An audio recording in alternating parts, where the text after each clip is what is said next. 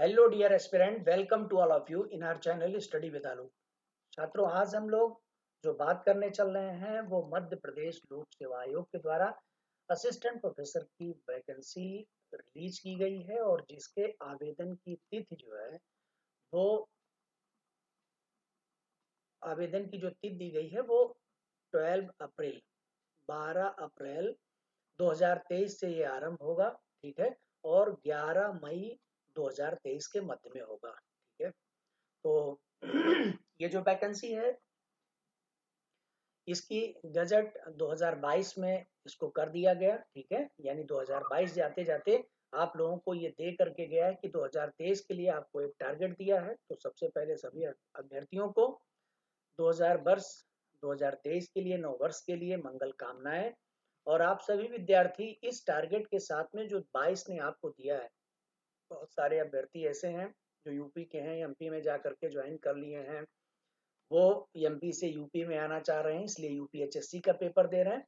और कुछ ऐसे बंधु हैं जो एमपी से आकर के यूपीएचएससी में ज्वाइन कर लिए 50 में 47 में, वो एमपी जाना चाह रहे हैं। तो उन सब के लिए एक बड़ी सौगात है कि आप लोग चाहें तो एमपी पीसीएस के अंदर, या बहुत सारे ऐसे भी अभ्यर्थी हैं जिनका कहीं भी सिलेक्शन नहीं हुआ छात्रों, तो आपने देखा होगा कि बहुत ही बेहतरीन पेपर एमपी जो एमपीपीएससी देता है असिस्टेंट प्रोफेसर का, पिछली बार आपने दिया भी होगा। और बहुत सारे अभ्यर्थी यूपी से और अन्य जगहों से जो है शामिल भी हुए थे और उसमें अंतिम रूप से चयन भी हुआ था उनका।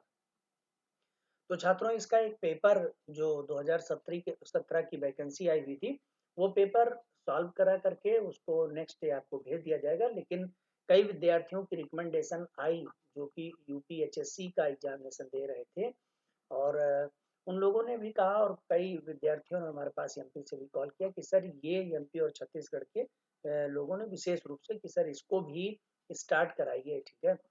तो जो सोशियोलॉजी का पेपर है और जो सोशियोलॉजी सब्जेक्ट है उससे असिस्टेंट प्रोफेसर सहायक प्राध्यापक के लिए जो इसमें पूरे कंप्लीट तैयारी, पिछली बार आपने देखा होगा छात्रों की 200 क्वेश्चन। ठीक है।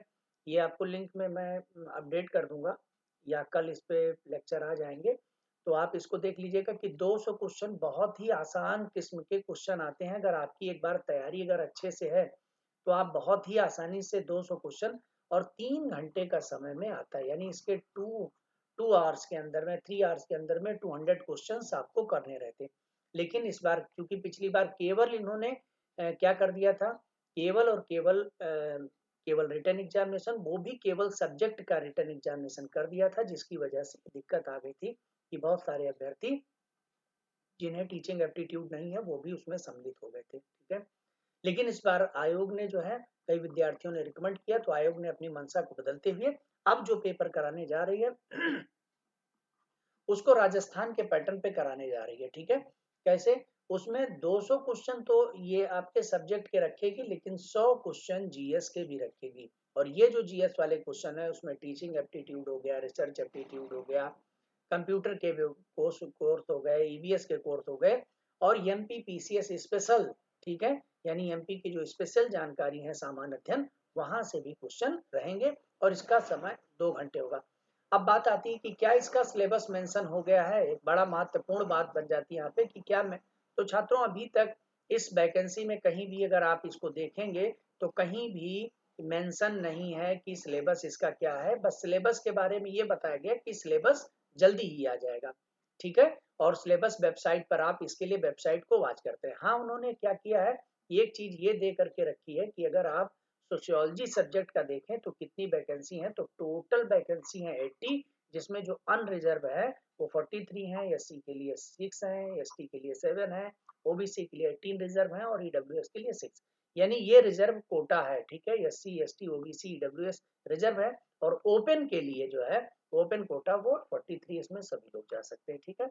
और उसमें जो एमपी की मूल निवासी महिला, उनके लिए फिर उन्होंने अनरिजर्व में से 14 इतना सुरक्षित कर दिया। एससी के लिए 2, एसटी के लिए 2, यानी ये एससी एसटी ओबीसी ये महिला वही एमपी की स्पेशल ही होंगी, वही लोग इसमें पार्टिसिपेट कर पाएंगी। ठीक है। इतनी सीट वहीं से भरी जाएगी। इसके अलावा जो है कुछ फिजिकल हैंडीकैप से भी जो है ये इतनी सीटें रखी गई हैं। ठीक है। तो ये तो आपका पार्ट कंप्लीट हो गया कि जैसे आप जान गए कि वैकेंसी। तो भाई छात्रों एक चीज तो ये कंफर्म है कि अगर आपके पास में 43 सीट्स हैं तो नो डाउट काफी अच्छा एक मतलब है चांस, ठीक है। 43 सीट्स हैं, टोटल मिलाकर के 80 सीट्स हैं, तो आप ये समझ लीजिए कि ये सीट्स कहीं भी कम नहीं है। जैसा कि आपने देखा होगा कि यूपी पीजीटी के अंदर में केवल 40 सीटें निकल जाती हैं, 35 सीटें, या जो यूपी पीएससी निकालता है तो केवल 20 सीटें के लिए निकालता है, केवल 20 सीट्स होती हैं, उसी में सब कुछ होता है, अनरिजर्व, एससी एसटी ओबीसी, और इसके बावजूद भी बहुत सारे अभ्यर्थी सफल होते हैं। तो छात्रों अब यहाँ पर बात आती है कि अगर 80 सीट्स हैं तो नो डाउट ये सीट्स काफी पर्याप्त हैं, और इसमें 21 से लेकर 40 साल तक की एज है, और एज का जो कंसीडर किया जाएगा वो किस बेस पे किया जा रहा है कि इसको 1 जन यानी 1 जनवरी और 2023, ठीक है, 2023 यानी जनवरी 2023 से इसको काउंट किया जाएगा। तो 21 से 40 के बीच में होना चाहिए, और जो एमपी के स्पेशल है उनको कुछ इस पे जो है उन्होंने छूट भी दे करके रखा है कि कहाँ कहाँ पे कितनी जो है उनके लिए छूट होगी। अब देखिए एक चीज, ये सब इन सब चीजों होने के बाद में फिर अब हम लोग इसमें एक बात और भी करने जा रहे हैं जो काफी महत्वपूर्ण है कि परीक्षा केंद्र यहाँ पर कहाँ दिया गया। देखिए बेसिक जानकारियां इसको इसलिए कि कई विद्यार्थी ऐसे हैं जो यूपी के या राजस्थान के लोग हैं, वो लोग भी फिल करते हैं, या छत्तीसगढ़ के भी लोग हैं, तो अपने अनुसार वो देख सकते हैं कि कहाँ कहाँ पर, जैसे सपोज करिए कि ज्यादातर यूपी का अगर कोई विद्यार्थी है तो वो रीवा भी फॉर्म भर करके जा सकता है, ठीक है, या ग्वालियर भर करके जा सकता है। चलिए अच्छा, अब हम लोग बात कर रहे हैं तो अपनी सुविधा के अनुसार हो जाएगा, लेकिन यहाँ पर हम लोग बात करेंगे कि इसका अगला स्टेप्स कि देखिए उन्होंने परीक्षा कैसे, हमें पता चला कि ये परीक्षा जो होगी वो कहीं ना कहीं आपको परीक्षा 2 पैटर्न पर रहेगी। कैसे पता चला है उसके बारे में हम लोग इसको डिस्कस कर लेते हैं। तो भाई छात्रों इसमें ये लास्ट पेज पर जब आप जाएंगे इस सेशन के, इस जो पत्रांक दिया गया इस पत्रांक के लास्ट पर जाएंगे तो आपको यहाँ पर लिखा हुआ वहां से आप देख सकते हैं। देखिए ऐसे अभ्यर्थी जिन्होंने सह लेखक, यानी कुछ ऐसे अभ्यर्थी होते हैं जिनको कहीं ना कहीं कुछ दिक्कत होती है, फिजिकल हैंडीकैप्ट है, तो उनको सह लेखक की सुविधा प्रदान की गई है और उनको प्रतिपूरक समय हो गए। तो बोल रहे हैं कि जो 3 घंटे की अवधि के लिए प्रश्न पत्र होगा, तो 3 घंटे की अवधि के लिए 200 क्वेश्चन वाला प्रश्न पत्र जो सोशियोलॉजी का होता था ऑलरेडी, उसमें 60 मिनट एक्स्ट्रा दिए जाएंगे, ठीक है, और जो 2 घंटे की अवधि वाला प्रश्न पत्र होगा उसमें 40 मिनट एक्स्ट्रा दिए जाएंगे। तो अब आप यहाँ से क्लियर कर सकते हैं कि 3 घंटे की अवधि यानी 200 क्वेश्चन, ठीक है, ये सोशियो वाले, ये आपके लिए क्लियर पॉइंट है। और जो 2 घंटे की अवधि है यानी ये 100 क्वेश्चन, वो भी जीएस वाला, ठीक है, इसमें 40 मिनट एक्स्ट्रा दिया जाएगा। तो ये इसको आप जान लीजिए कि जैसे Rajasthan public service commission assistant professor के लिए कराता है, सेम उसी पैटर्न पर ये चले गए हैं, ठीक है। यानी अब जो पिछला वाला पैटर्न था कि केवल 200 क्वेश्चन वाला, वो नहीं रहेगा। तो छात्रों दो चीजें इंक्लूड हुई हैं, और साथ ही साथ में इन्होंने ऊपर बता दिया कि इंटरव्यू भी इंक्लूड रहेगा, यानी एक रिटन एग्जामिनेशन कराएंगे, ठीक है, और रिटन के बाद में रिटन प्लस इंटरव्यू, ठीक है। तो रिटन प्लस इंटरव्यू दोनों मार्क्स के आधार पर जो है, मोस्ट प्रोबेबली जो इंटरव्यू है वो 30 मार्क्स का ही होना चाहिए, लेकिन अभी इन्होंने क्लियर कट इसमें नहीं दिया, ये परीक्षा पैटर्न देने वाले हैं, लेकिन ये इतना रखें। अच्छा, अब यहाँ पर बात आती है कि अब जो अगर आपके पास में जो टाइम पीरियड दिया गया है कि ये कब जो है ये एग्जामिनेशन कब तक भरा जाएगा, तो भाई 11 मई तक तो हम लोग इसका फॉर्म फिल कर सकते हैं दोपहर के 12 बजे तक, ठीक है। तो यानी 11 मई तक अगर है तो कम से कम आने के बाद में तो उसको असेंबल करने और फिर एग्जामिनेशन सेंटर बनाने में, यानी जून बहुत तेजी से करा दें तो भी आप कम से कम आप मान के चलिए कि जून से पहले किसी भी सूरत में एग्जामिनेशन नहीं होगा।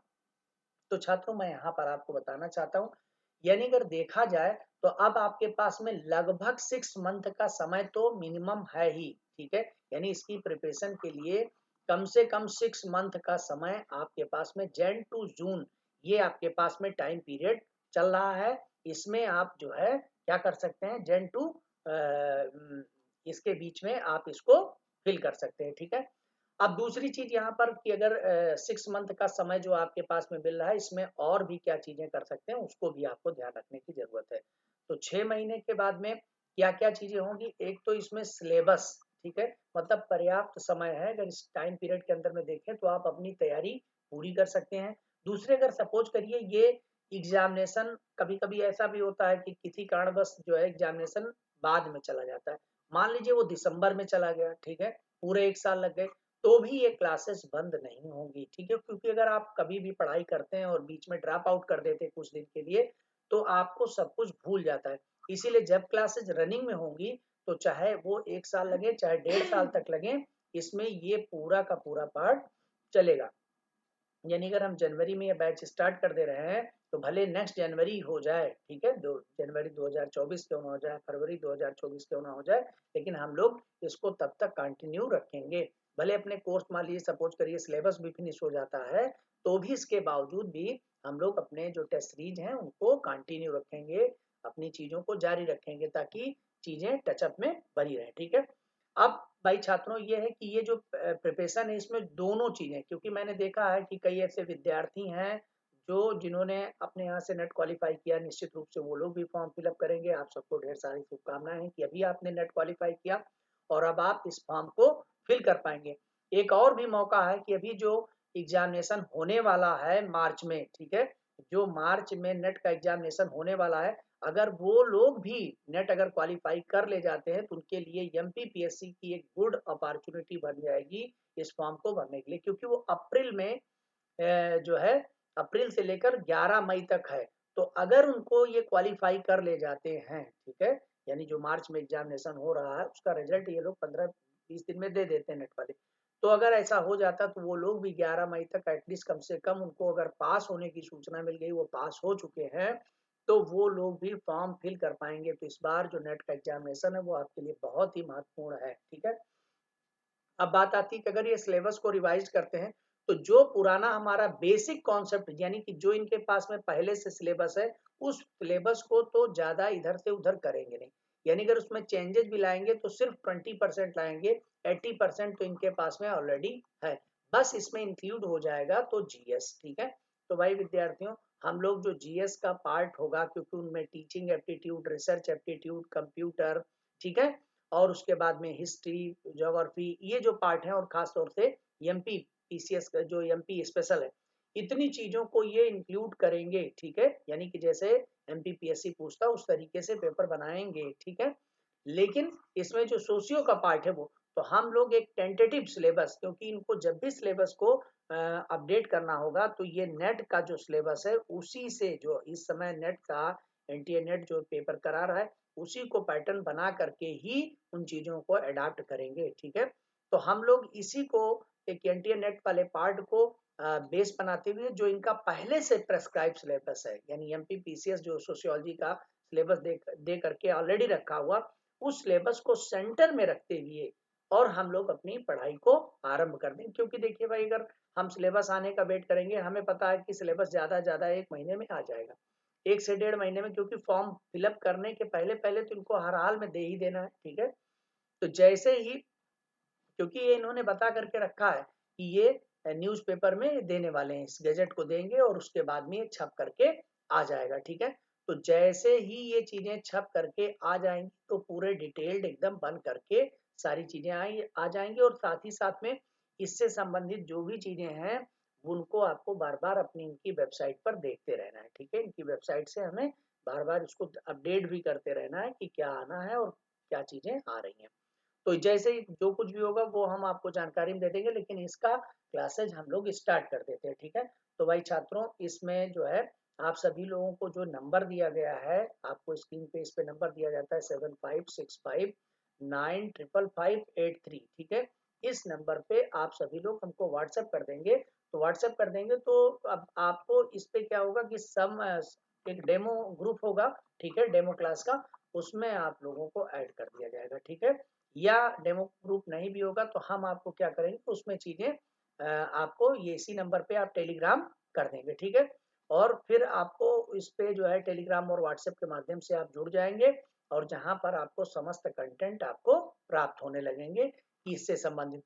तो जो इसका पहले का पेपर हुआ है 2017 वाला, जो इसका लास्ट टाइम 2017 का हुआ था, वो पेपर भी हम सॉल्व करा करके उस पर भेज देंगे, तो आप उसको भी देख लीजिएगा कि पहले कैसे पेपर हुआ है, जस्ट इसके पहले वाला, और आने जो भी है चीजें हम इनको स्टार्ट कर देंगे।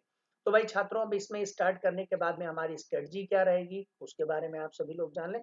उसकी स्ट्रेटजी यही है कि हम सोशियो और प्लस यानी सोशियोलॉजी और साथ ही साथ में जीएस, ये दोनों पार्ट कंप्लीट करें, क्योंकि मैंने देखा है कि बहुत सारे विद्यार्थी जो नेट क्वालिफाइंग हैं वो ऑलरेडी उनका सब्जेक्ट तो स्ट्रांग होता है लेकिन वो जीएस में वीक होते हैं, जिसकी वजह से वो, क्योंकि बहुत सारे ऐसे भी शिक्षक हैं जो ऑलरेडी किसी न किसी गवर्नमेंट डिग्री कॉलेज में एमपी में ही पढ़ा रहे हैं, उनको जो लोग एमपी में पढ़ा रहे हैं उनको स्पेशल रूप से कुछ अंक भी दिए जाएंगे, ठीक है, कि 1 साल के लिए 2 अंक 3 अंक किस तरीके से इसमें मेंशन है, इसको आप डिटेल्ड में जो है देख लीजिएगा, मैं इसको अपडेट कर दूंगा ग्रुप में, और इसको आप जो है इसको देख लीजिएगा। जैसे यहाँ पर अगर आपने देखा होगा, यहाँ पर जो लोग पढ़ा रहे हैं उनके लिए कुछ विशेष रूप से सुविधाएं भी दी गई हैं। और देखिए, आयु सीमा में सामान्य द्वारा 45 वर्ष निर्धारित किए गए, 3 वर्ष की विशेष छूट मिला करके ये भी है। यानी अगर कुछ लोग ऑलरेडी जो मध्य प्रदेश में शासकीय महाविद्यालय के रूप में कार्य कर रहे हैं, उनकी आयु सीमा में 5 वर्ष तक की छूट भी दी गई है छात्रों, ठीक है, यानी वो 45 वर्ष तक भी भर सकते हैं, और कुछ विशेष छूट मिला दिया जाए तो वो 48 वर्ष तक वाले भी भर सकते हैं। तो ये सब आपको देखना पड़ेगा छात्रों, ठीक है, कि आप किस कैटेगरी में और किस जगह पर आते हैं, जिससे आपको ये सब चीजें छूट मिल सके, ठीक है। और इसके अलावा आप देखेंगे तो यहाँ पर एक शुल्क वगैरह भी देने के बाद में फिलअप कर पाएंगे, शुल्क भी काफ़ी कुछ कम ही है। और उसके बाद में फिर नीचे अगर आप जाएंगे तो इसमें आपको ये भी दे करके रखा है कि आपको कुछ न कुछ जो है अतिरिक्त जो है छूट भी मिलेगी, ठीक है। एक तो ये है कि जब आप एग्जामिनेशन सेंटर पर जाएंगे तो आपके साथ में या आधार कार्ड या मतदाता पहचान पत्र, ड्राइविंग लाइसेंस, इसमें से कुछ होना चाहिए, ठीक है, और नहीं होता तो राजपत्रित अधिकारी द्वारा प्रमाणित नवीनतम फोटो परिचय पत्र ही आपके पास में कुछ न कुछ हो। और यहाँ पर एक जो इम्पोर्टेंट है वो मैं देखना चाह रहा, हाँ, दूसरी चीज है भाई छात्रों की, ये ऑनलाइन एग्जामिनेशन नहीं होगा, ये ऑफलाइन एग्जामिनेशन है, क्योंकि यहाँ पर सर्कल भरने की बात आ गई है, तो इसलिए आप ध्यान रखिएगा, ओएमआर सीट जो है आपको दी जाएगी, तो ऑफलाइन परीक्षा होने की पूरी उम्मीद है, मतलब यहाँ पर जो भी अभी दिया गया वो ऑफलाइन ही एग्जामिनेशन का पैटर्न दिया गया, तो ये भी एक इम्पॉर्टेंट है, इसको भी आपको ध्यान रखना है कि ऑफलाइन एग्जामिनेशन होगा। और साथ ही साथ में एक इम्पॉर्टेंट ये है कि जो लोग, ये मैंने आपको लास्ट में बताया ही था कि 40 और 30 नंबर पर जो है आपको छूटे, आप इसको देख लेंगे छात्रों, कुल मिलाकर के मैं इसको आपको अपडेट कर दूंगा आपके इसी वीडियो के डिस्क्रिप्शन बॉक्स में, मैं इसको अपडेट कर दूंगा, तो वहां से आप इसका पीडीएफ डाउनलोड कर लीजिएगा और उसको पढ़ लीजिएगा, ठीक है। और उसके बाद में हम लोग अब यहाँ पर बात करेंगे कि ये हमारी स्ट्रेटजी क्या होगी इस पूरे पार्ट को कंप्लीट कराने की, क्योंकि सबसे ज़्यादा जरूरी रहता है कि हम क्या स्ट्रेटजी लेकर के चलेंगे। तो वो स्ट्रेटजी के बारे में बता दें कि सबसे पहले तो हम लोग कवर करेंगे भाई छात्रों पूरा सिलेबस, ठीक है। अब जब तक हमारे पास में सिलेबस नहीं है तब तक हम टेंटेटिव सिलेबस लेकर चलेंगे, जो पहले लेकर के सिलेबस चले हुए, और उसके अलावा जो हमारा जीएस, यानी जीएस और ये पार्ट दोनों, यानी 4 डेज हम आपका सोशियो कर लेंगे और 2 डेज आपका जीएस वाला पार्ट करेंगे, ठीक है। तो 4 डेज सोशियो, 2 डेज यानी मंडे ट्यूसडे वेडनेसडे ये आपका सोशियो, और मंडे ट्यूसडे वेडनेसडे थर्सडे, ये 4 दिन आपका सोशियो, और फ्राइडे सैटरडे को जीएस, और एवरी संडे को हम लोग इस पे टेस्ट करेंगे, ठीक है। और टेस्ट बिल्कुल मॉक टेस्ट वाली व्यवस्था रहेगी छात्रों, यानी इसका मतलब हो गया कि 200 क्वेश्चन ये आपके रहेंगे, किसके, जो आपके सोशियो के रहेंगे, और प्लस इसमें 100 क्वेश्चन जो है वो आपके जीएस के रहेंगे। तो ये बहुत मेजर पॉइंट है, ये आपको मिलेगा, इसको आपको कंप्लीट करके चलना है। तो अगर आप इन प्रश्नों की तैयारी डेली बेसिस पे अगर आप करते हैं तो अब ये समझ लीजिए कि आप काफ़ी हेल्पफुल होगा आपके लिए, कि आप अच्छा कर ले जाएं, ठीक है, बेहतर आप कर ले जाएं, बेहतर रिस्पांस कर पाएं। तो हम लोग इसको 200 और 100 क्वेश्चन, ये एक मेजर पॉइंट होगा, क्योंकि इतनी बड़े परीक्षा को एक दिन कराने के लिए इतना है, लेकिन हमारी जो आपकी जो डील होगी उसमें ये होगा कि हम एवरी संडे ये 200 क्वेश्चन आपके सोशियो के और 100 क्वेश्चन जीएस के कराएं, एक मॉक टेस्ट एवरी कराते रहें। साथ ही साथ में वो किस कहाँ कैसे होगा वो सिलेबस के ऊपर डिपेंड करेगा, जैसे जैसे हम सिलेबस बढ़ाते जाएंगे वो हम धीरे धीरे धीरे धीरे करके क्वेश्चन को आगे, शुरुआती दौर में जो क्वेश्चन जितना हम एक वीक में पढ़ाएंगे वही उतने पार्ट से ही हम इन क्वेश्चनों को निकालने की कोशिश करेंगे, यानी 200 क्वेश्चन सोशियो के निकालेंगे और 100 क्वेश्चन जीएस के निकालेंगे। लेकिन जैसे जैसे हम आगे बढ़ते जाएंगे और जब हमारा पूरा सिलेबस खत्म हो जाएगा तो पूरे सिलेबस बेस पर ही यही सेम वही 200 क्वेश्चन और 100 क्वेश्चन बनेंगे। ठीक है, यानी छात्रों आपको एक चीज ये थोड़ी सी सहूलियत रहेगी कि शुरुआती दौर से अगर आप यहाँ पर आ जाते हैं तो आपको शुरुआत में आपके जितने सिलेबस हुए हैं वहां से ही हम केवल 200 क्वेश्चन बनाएंगे, जितना हमने जीएस पढ़ा है वहां से 100 क्वेश्चन बनाएंगे। लेकिन जैसे जैसे हमारा आगे बढ़ता जाएगा हम कुमुलेटिव फॉर्म में उस वीक के आने वाले वीक जो रनिंग वीक होगा उसके भी क्वेश्चन को लगाएंगे और जो पहले भी हो चुके हैं उनको भी हम लगाते हुए चले चलेंगे। ठीक है, तो सिलेबस के आधार पे यानी 6 डेज हमारी क्लासेज हो जाएंगी और संडे टू संडे टेस्ट हो जाएगा ये पार्ट। और जब हमारा कोर्स फिनिश भी हो जाएगा तो उसके बाद में जब तक आपका एग्जामिनेशन नहीं हो जाएगा तब तक ये प्रोसेस चलती रहेगी। ठीक है, यानी ये आपका जो कोर्स है वो जब तक एग्जामिनेशन आपका नहीं हो जाएगा तब तक के लिए वैलिड रहेगा, भले वो कोर्स जो आपका एग्जामिनेशन 1 साल में हो, 1.5 साल में हो, चाहे 2 साल में हो। ठीक है, अब हम लोग बात करेंगे इसके आगे छात्रों कि अगला जो इसका पॉइंट होगा कि सिलेबस को रिटर्न में लिखते हुए चलेंगे। ठीक है, जो सिलेबस होगा हमारा उसको हम जब क्लासेज आपकी करेंगे तो क्लासेज करने के बाद में आपको उसको नोट्स बनाते हुए चलना है, वो भी की पॉइंट्स में। ठीक है, यानी जब हम चीजों को पढ़ाएं तो उसके की पॉइंट्स में थोड़ी सी चीजें नोट करते हुए चले। यानी जब इसका फायदा क्या होता है, मैंने देखा हुआ छात्रों की जब भी नोट्स किसी को प्रोवाइड किया गया, कोई बुक किसी ने लेकर के दिया है तो मैंने ज्यादातर विद्यार्थियों को देखा हुआ है कि वो वैसे के वैसे नोट्स रखी रह जाती। अब एक तरफ नोट्स रखी रह गई, एक तरफ क्लास रखी रहेगी, ना नोट्स पढ़ पाए ना क्लास पढ़ पाए। तो इसका सबसे बढ़िया विकल्प यही होता है कि जब भी हम कभी क्लास करें, ठीक है, कभी भी आपने देखा होगा कि ऑफलाइन कोचिंग में होता है, हम लोग पढ़ने जाते हैं तो वहां पर एक शिक्षक 2 आवर्स की क्लास लेता है। तो 2 आवर्स की क्लास लेता है तो उसमें कुछ चीजें समझाता है और फिर बीच बीच में लिखाता है, फिर समझाता है लिखाता है। तो इस तरीके से मान लीजिए कि 1 घंटे समझाने के उसमें हो गए, 1 घंटे लिखाने के, ओवरऑल एक ही घंटे के होते हैं। तो यहाँ पर भी देखा जाए तो 45 से लेकर 45-50 मिनट 60 मिनट तक की क्लासेज जैसे ही होंगी। ठीक है, तो 1 घंटे की मान लीजिए क्लासेज हो गई, लेकिन उसको आपको लिखने पढ़ने में 2 घंटे कम से कम लगेंगे क्योंकि सुनते हुए धीरे धीरे। लेकिन जैसा हमने पूरा लिख करके रखा वैसा नहीं होगा, बल्कि क्या होगा उसमें से की पॉइंट्स आपको नोट करने होंगे, पूरा लिखने की जरूरत नहीं है। ठीक है, क्योंकि जो भी परीक्षा है वो रिटर्न पे तो वो आपका थ्योरेटिकल बेस पर तो है नहीं, ऑब्जेक्टिव पेपर है। ठीक है, तो हम खुद ही क्वेश्चन बना करके आपके पास में पीडीएफ में देंगे, आप उसको अच्छे से पढ़ के रखेंगे तो हम खुद ही क्वेश्चन बना करके देंगे, वो आपके पास ऑलरेडी रहेगा। बस अगर ये नोट्स है तो नोट्स को की पॉइंट्स में नोट कर लीजिए, क्योंकि नोट्स को रिवाइज भी करना होगा। अगर बहुत ह्यूज बना लेंगे तो फिर कोई मतलब नहीं रह जाएगा। तो की पॉइंट्स में उसको बनाते, स्टार बना करके छोटा सा की पॉइंट, फिर स्टार बना के की पॉइंट स्टार।